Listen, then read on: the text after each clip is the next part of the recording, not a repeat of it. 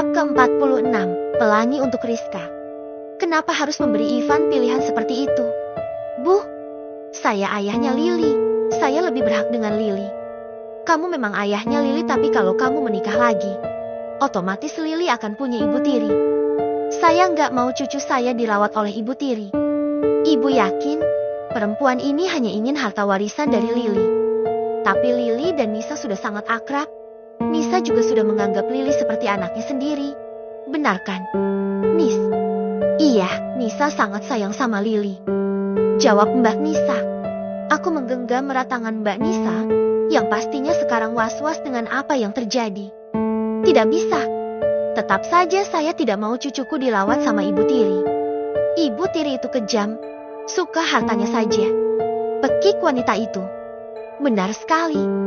Anak saya sudah bekerja keras. Bahkan semua uang asuransi dan aset hanya untuk Lily. Kalau kamu menikah dengan perempuan itu, otomatis dia yang akan menikmati hasil dari kerja keras anakku. Timpal ayah mertua Mas Ivan yang bernama Pak Babi. Saya kakeknya, saya yang lebih berhak atas Lily. Saya yang akan kelola semua warisan Lily. Dengarkan aku baik-baik. Selama ini saya merawat Lily murni dari hasil kerja keras saya. Semua harta peninggalan dari istri saya sama sekali tidak saya sentuh. Jelas Mas Ivan. Sepertinya Mas Ivan sudah mulai geram dengan tudingan yang dilayangkan oleh kedua mantan mertuanya. Satu lagi, bukankah ibu juga ibu tiri Anggun istriku? Mendapat pertanyaan dari Mas Ivan, mantan ibu mertuanya sedikit gelagapan. Saya memang mantan ibu tiri Anggun, tapi saya tidak kejam. Saya menyayanginya. Saya perlakukan Anggun layaknya anak saya sendiri.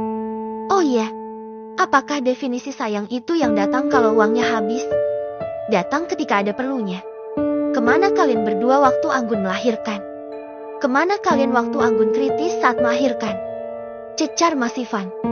Kalian sangat kejam, terutama Anda Pak Babi. Mantan mertua Mas Ivan memalingkan wajahnya, tidak berani menatap Mas Ivan. Kenapa kamu menuduh saya? Ya, Anda memang ayahnya Anggun. Satu-satunya dari orang yang sangat dirindukan oleh Anggun. Anggun sudah banyak bercerita dengan saya. Bagaimana Anda hanya butuh uang Anggun saja. Bahkan selama Anggun bekerja sebelum menikah, Anda yang memegang seluruh gaji dari Anggun. Beber Mas Ivan. Perlu kalian ketahui, warisan Lily hanya bisa diambil saat usia Lily sudah 17 tahun. Apa kalian sanggup merawat Lily tanpa hasil uang dari warisan? 17 tahun. Mantan mertua dari Mas Ivan kini saling tatap. Kamu pasti bohong. Enggak mungkin harus menunggu sampai 17 tahun. Kalau tidak percaya, silahkan tanya sama pengacara dari Anggun. Ada apa? Fah, tanya Rizka yang baru datang bersama Tristan. Kamu dengerin aja. Jawabku. Kanda, apa Kanda tidak bisa membantu Mbak Nisa? Tanyaku berbisik pada suamiku. Kita lihat dulu, sayang. Jawab suamiku. Saya akan tetap menikahi Nisa. Kalian tidak berhak mengganggu keputusanku. Ucap Mas Ivan dengan nada yang mulai tinggi. Kalau begitu, serahkan Lily pada kami. Bukankah kalian hanya mau warisan Lily? Silahkan diambil. Saya tetap akan merawat anak saya tanpa sepeser pun uang warisan Anggun.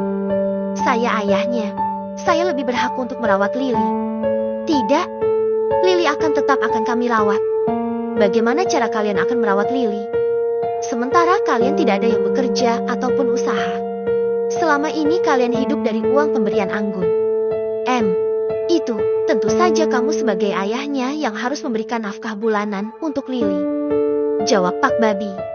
Omong kosong macam apa ini? Saya yakin, niat kalian bukan untuk merawat Lily tapi hanya untuk uang. Benar kan?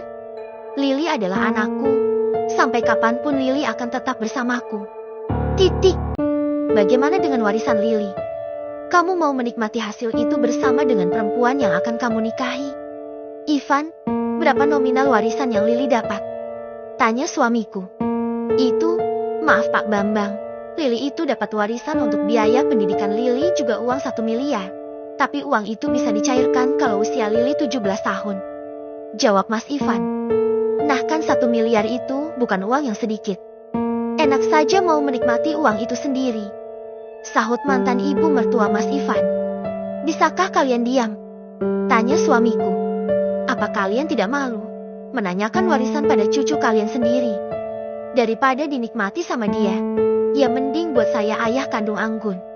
Aku geleng-geleng kepala dengan sikap mantan mertua Mas Ivan. Bisa-bisanya mereka seperti itu. Ivan, sekarang saya tanya sama kamu. Kamu pilih harta warisan atau hidup bersama Nisa? Tanya suamiku. Pak Bambang, saya akan tetap menikahi Nisa dan saya juga akan tetap merawat Lili. Saya tidak peduli dengan warisan itu. Saya masih mampu membiayai Lili. Jawab Mas Ivan mantap. Kalau perlu saya akan menempuh jalur hukum. Ya jalur hukum. Iya, jalur hukum. Agar kalian mendapatkan jawaban yang puas. Mantan mertua Mas Ivan terlihat saling berbisik, entah apa yang mereka bicarakan. Mbak Nisa yang sabar ya, mereka sepertinya nggak pernah makan bangku sekolah. Ucap Rizka. Bukan bangku sekolah, tapi gendeng sekolah. Sanggah Tristan. Kami akan biarkan kamu merawat Lili. Asalkan kamu berikan dulu uang warisan Lili. Saya tidak mau jeripayah anak saya jatuh sama perempuan itu.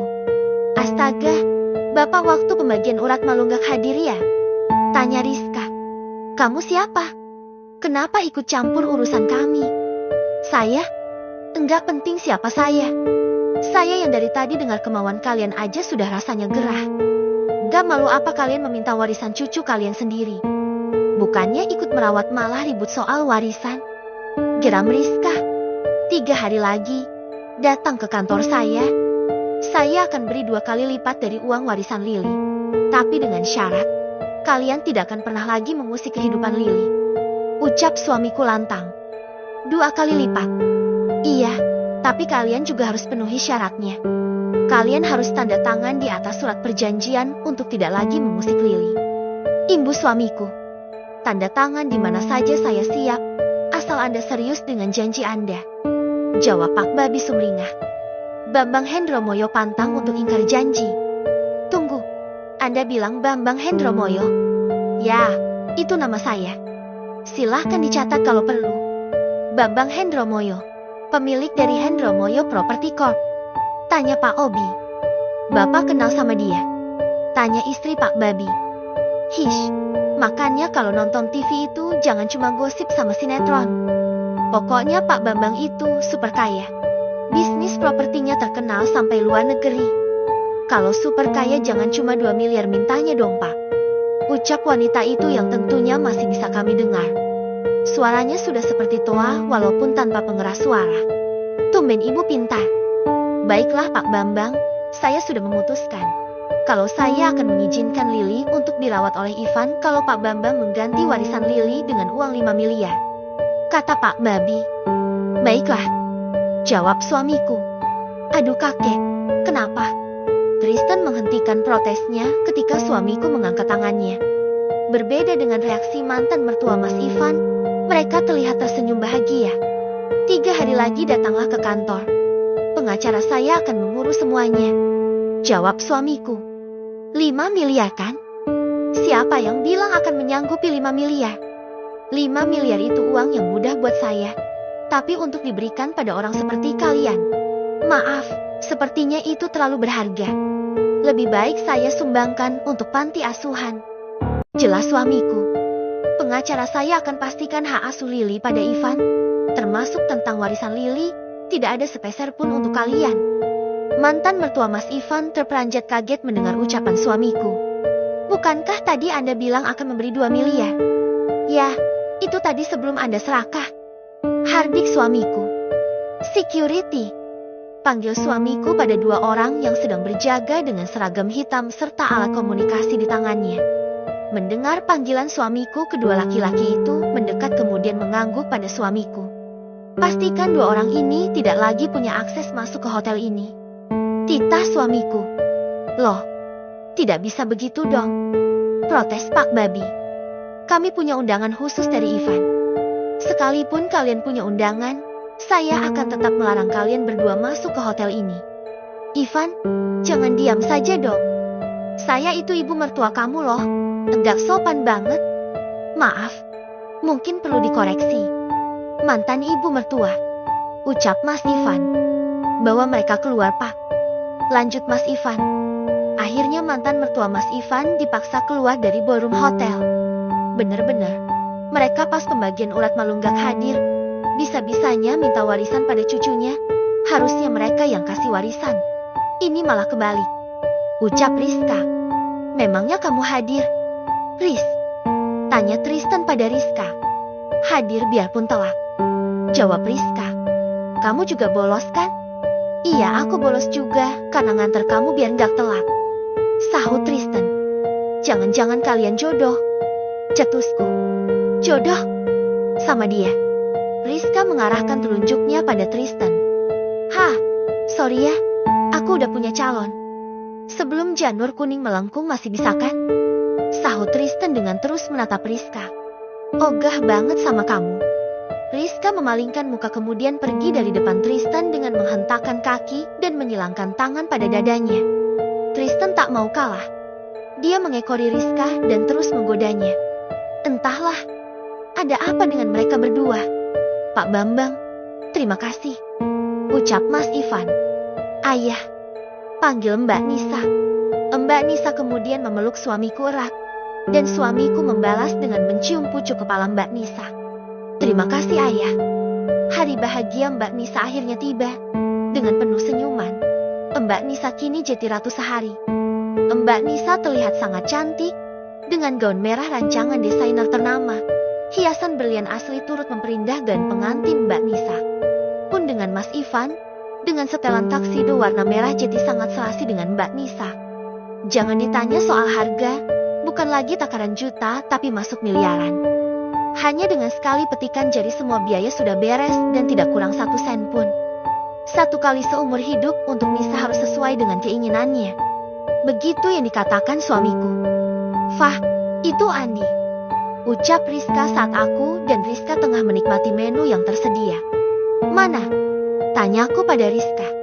Itu, lagi jalan sama Tristan, jawab Rizka. Ah benar itu Andi.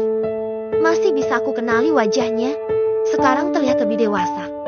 Di depan pelaminan Andi dan Tristan berpisah, Andi naik ke pelaminan berfoto bersama pengantin sementara Tristan berjalan ke arahku. Wih, cewek tombol kalau pakai gaun cantik juga ya, ucap Tristan pada Rizka. Mata Tristan terus memandang Rizka dari atas ke bawah tanpa berkedip.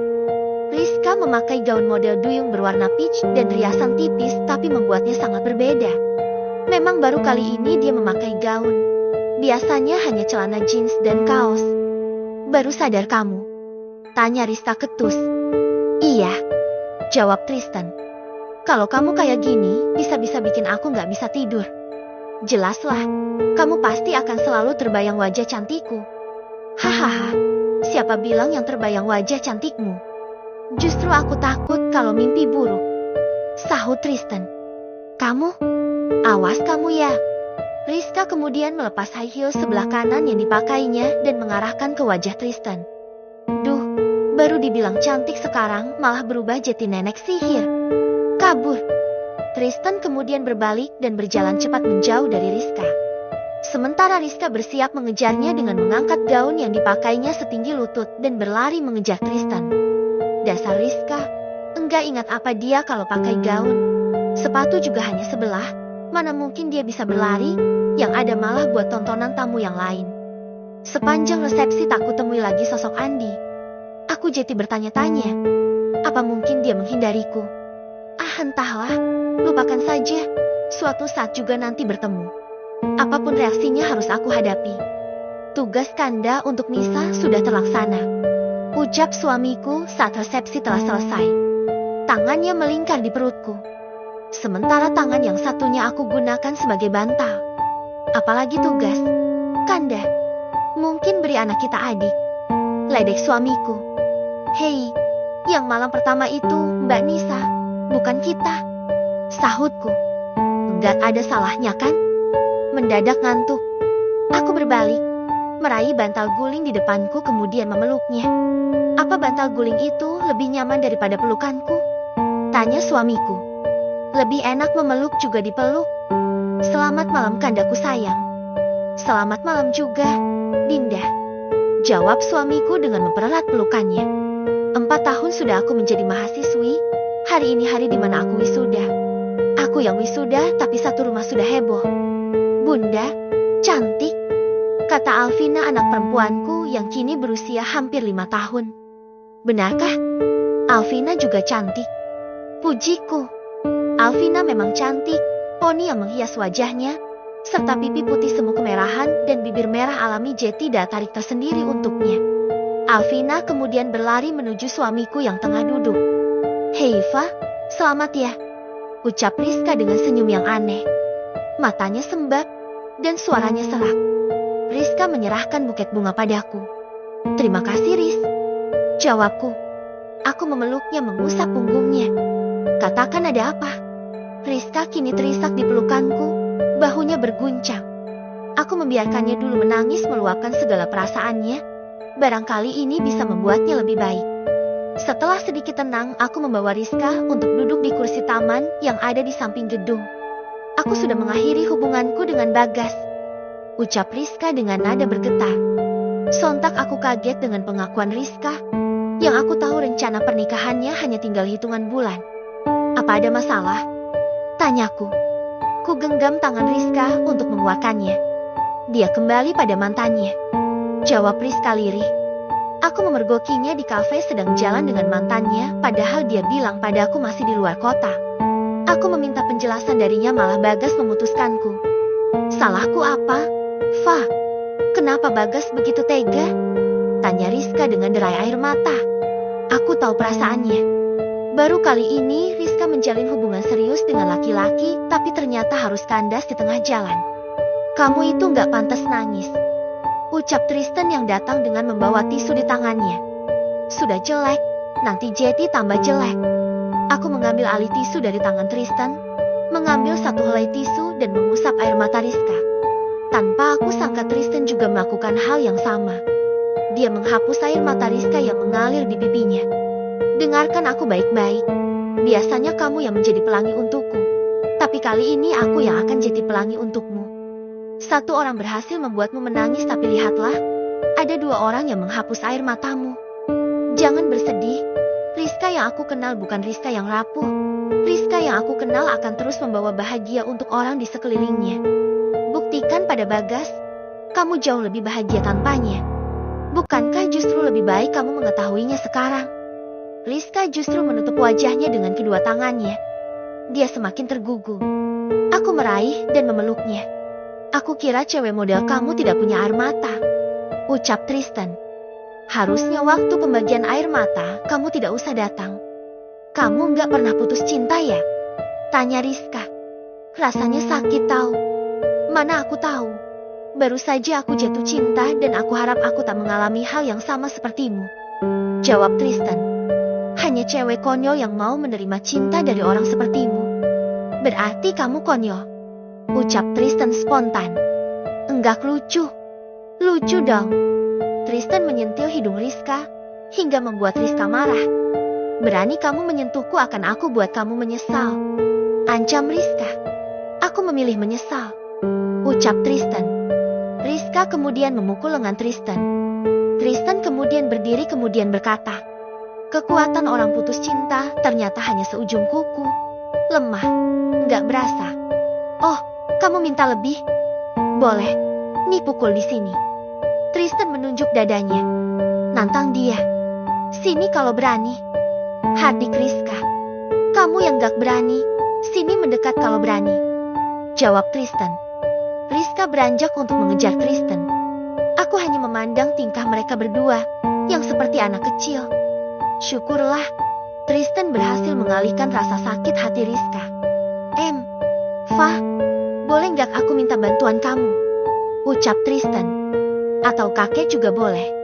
Aku memandang suamiku. Tumben Tristan meminta bantuan kami. "Ada apa? Apa ini tentang pekerjaan?"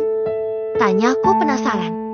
Tristan sekarang beralih bekerja di sini, sedangkan Mbak Nisa, Mas Ivan, serta Lily pindah ke Australia. "Bukan. Sebenarnya sedikit menjurus ke situ juga," jawab Tristan. "Katakan Tristan, ada apa sebenarnya?" tanya suamiku. Begini, aku ingin liburan."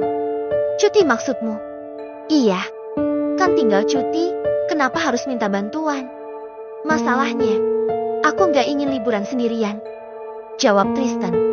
Aku semakin bingung dengan ucapan Tristan. Begini, sepertinya Rizka masih sedih, jadi aku ingin mengajaknya liburan. Ya, barangkali nanti bisa terobati rasa sedihnya, jelas Tristan. Apa kamu suka dengan Rizka? Aku hanya mau menjadi pelangi untuk Rizka, sama sepertimu, jawab Tristan. Jika aku mengajaknya liburan, aku tidak yakin dia akan mau. Makanya aku butuh bantuanmu atau kakek. Kamu harus janji dulu untuk menjaga Rizka, pintaku pada Tristan. Ya ampun, Fa. Apa selama kamu mengenalku, aku pernah berbuat tidak baik? Aku janji, Fa, akan menjaganya, membawa kembali senyumannya. Oke, nanti kakek akan mengaturnya. Tapi ingat, jaga Rizka baik-baik. Terima kasih, Fa. Terima kasih, kakek. Tristan janji akan jaga Rizka baik-baik, ucap Tristan penuh semangat. Hari yang dinanti oleh Tristan akhirnya tiba. Aku dan suamiku mengantar kepergian mereka ke bandara. Bukan cuti yang diberikan oleh suamiku, tapi tugas ke Lombok. Pak Bambang, kenapa sih harus mengirimku dan Tristan ke Lombok? Memangnya nggak ada yang lain? Protes Rizka. Jadi kamu akan menolak tugas yang saya berikan? Bukan begitu, Pak. Setidaknya kalian semua ikut sekalian liburan. Kantor propertinya kan dekat sama pantai, nanti bisa sekalian liburan, jelas Rizka. Ah Rizka, andaikan kamu tahu tujuan sebenarnya. Memang Tristan yang memilih Lombok sebagai destinasi liburannya. Karena memang di sana juga ada salah satu kantor properti dan juga punya resort di Pantai Senggigi. Beberapa tahun yang lalu, aku pernah mengunjunginya. Tempatnya bagus, pemandangannya apalagi. Enggak salah kalau Tristan memilihnya. Enggak usah protes. Justru kamu beruntung bisa pergi berdua sama aku, ucap Tristan yang memakai kaos putih, celana blue jeans dan sepatu sport yang senada dengan warna bajunya. Dibandingkan dengan Pak Bagas, Tristan jauh lebih tampan. Hanya kelakuannya saja yang kadang minus, persis seperti Rizka. Fah, feeling aku gak enak deh. Kayaknya mungkin hanya 1 hari aku di Lombok. Ngaco kamu. Tugas kamu itu 2 minggu di Lombok. Sudah sana pergi. Jangan sampai kamu ketinggalan pesawat. Sebenarnya, itu yang aku harap, sahut Rizka. Dinda, tinggalkan saja mereka. Mending kita balik duluan, usul suamiku. Akhirnya aku meninggalkan Rizka dan Tristan di bandara, walaupun jadwal pesawat mereka masih 1 jam lagi. Semoga misi Tristan berhasil, membuat Rizka kembali ceria, seperti Rizka yang aku kenal. Dinda, Kanda pergi dulu ya, pamit suamiku saat baru sampai di rumah. Setelah menerima telepon, suamiku justru bersiap kembali untuk pergi. Kanda mau kemana? Kan baru pulang. Ada urusan ke kantor, cuma sebentar. Aku ikut ya, pintaku. Enggak usah, Dinda di rumah saja, tolak suamiku. Titip anak-anak ya, pinta suamiku. Pelukan dan kecupan di kening tak lupa diberikan suamiku. Hati-hati Kanda. Dinda juga, jaga diri Dinda baik-baik. Seperti biasanya aku mengantar kepergian suamiku sampai di teras sampai mobil yang membawanya keluar dari gerbang rumah. Dek. Ponsel di atas meja terus bergetar. Aku yang sedang bermain dengan anak-anak sengaja tidak menjawabnya. Quality time dengan anak-anak jadi momen yang berharga untukku sekarang. Si kembar yang serba ingin tahu selalu menanyakan apa yang ada di pikirannya. Ada kalanya mereka berselisih, tapi dalam sekejap mereka akan kembali seperti semula. Bermain bersama, bercanda dan saling berbagi. Nyonya, sepertinya itu telepon penting, ucap Birati. Dari tadi ponsel Nyonya terus bergetar. Ada benarnya juga omongan Birati. Kalau tidak penting pastinya, kalau 1 kali tidak dijawab panggilan tidak akan terulang. Aku melihat nomor Pak Agus yang tertera di layar. Bukankah Pak Agus sedang pergi dengan suamiku? Mungkin baru 1 jam mereka pergi. Kenapa malah menghubungi nomorku? Daripada penasaran, aku kemudian mengusap logo telepon berwarna hijau. Halo, assalamualaikum. Ada apa Pak Agus? Nona Bos, cepat ke rumah sakit. Tuan Bos kecelakaan. Tuan Bos kritis.